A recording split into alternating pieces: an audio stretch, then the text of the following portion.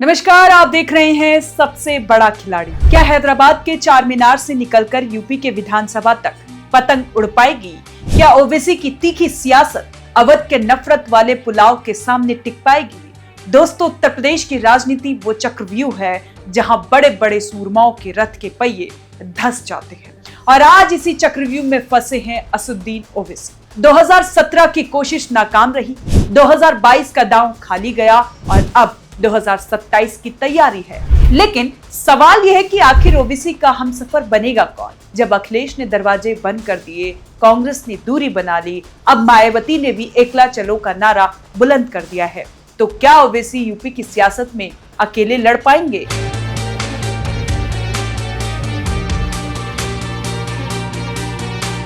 UP की सियासी बिसात बिछ चुकी है। एक तरफ बीजेपी का अवैध किला है जिसमें राजभर निषाद, अनुप्रिया पटेल और जयंत चौधरी जैसे मोहरे फिट हैं। दूसरी तरफ सपा और कांग्रेस का हाथ और साइकिल वाला साथ है जो 2024 की जीत से लबरेज है और इन सब के बीच में खड़े हैं ओवैसी। ओवैसी जानते हैं कि बिना किसी सियासी बैसाखी के यूपी की बैतरणी पार करना नामुमकिन है।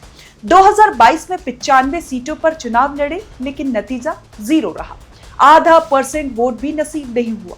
वजह साफ है, यूपी के लोगों को हैदराबाद की बिरयानी का तीखापन रास नहीं आ रहा। यहाँ का तासीर अलग है, यहाँ का मिजाज अलग है। ओवैसी की आखिरी उम्मीद थी बहनच। ओवैसी को लगा था कि दलित मुस्लिम गठजोड़ का केमिकल लोचा बीजेपी और सपा दोनों का खेल बिगाड़ देगा, लेकिन मायावती ने एक ही झटके में सारे मंसूब पर पानी फेर दिया। उन्होंने साफ कह दिया, बसपा अपनी ताकत पर लड़ेगी, किसी की बैसाखी के सहारे नहीं। अब सवाल यह है कि क्या ओवैसी के पास कोई प्लान बी है?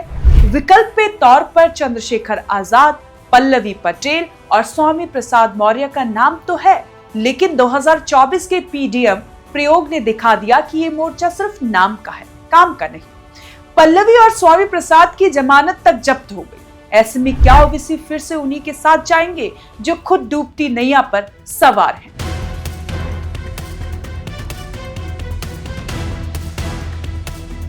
हालांकि AIMIM हार मानने को तैयार नहीं है। यूपी के नेता मुफ्ती ओसामा नदवी का तर्क सुनिए। वो कहते हैं सपा और कांग्रेस को मुस्लिम का वोट तो चाहिए लेकिन मुस्लिम लीडरशिप नहीं।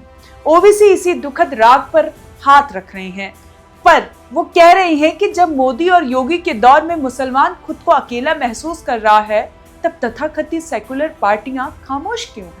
ओवैसी खुद को एक मसीहा और बेबाक आवाज के तौर पर पेश कर रहे हैं। वो साबित करना चाहते हैं कि अखिलेश और राहुल सिर्फ चुनाव के वक्त टोपी पहनते हैं, लेकिन हकीकत बहुत कड़वी है। यूपी का चुनाव अब 2 ध्रुवीय हो चुका है। मुकाबला सीधा बीजेपी वर्सेस सपा कांग्रेस है। मुस्लिम वोटर भी अब बिखरने की बजाय जीतने वाले के साथ जाने का मन बना चुके हैं। उसे पता है कि अगर वोट बटा तो फायदा किसका होगा। हैदराबाद के महलों से निकलकर संभल, मेरठ और आजमगढ़ की गलियों में अपनी जगह बनाना ओवैसी के लिए लोहे के चने चबाने जैसा है। जब तक कोई बड़ा सियासी इंजन उनकी बोगियों को नहीं खींचता, तब तक पतंग का आसमान छूना मुश्किल है।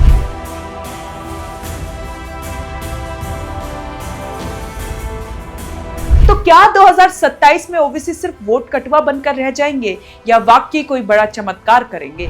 मायावती के इनकार के बाद क्या वो अपनी जिद छोड़ेंगे या अकेले दम पर अपनी सियासी जमीन जीतेंगे? यूपी की ये पिच बहुत पथरीली है साहब, यहाँ अच्छे मठाधीश गच्चा खा जाते हैं।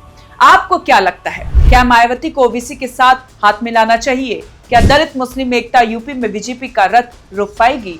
अपनी राय कमेंट बॉक्स पर जरूर बताएं। वीडियो पसंद आया है तो इसे लाइक करें, शेयर करें और राजनीति की ऐसी ही गहरी विश्लेषण के लिए देखते रहें ONOG न्यूज।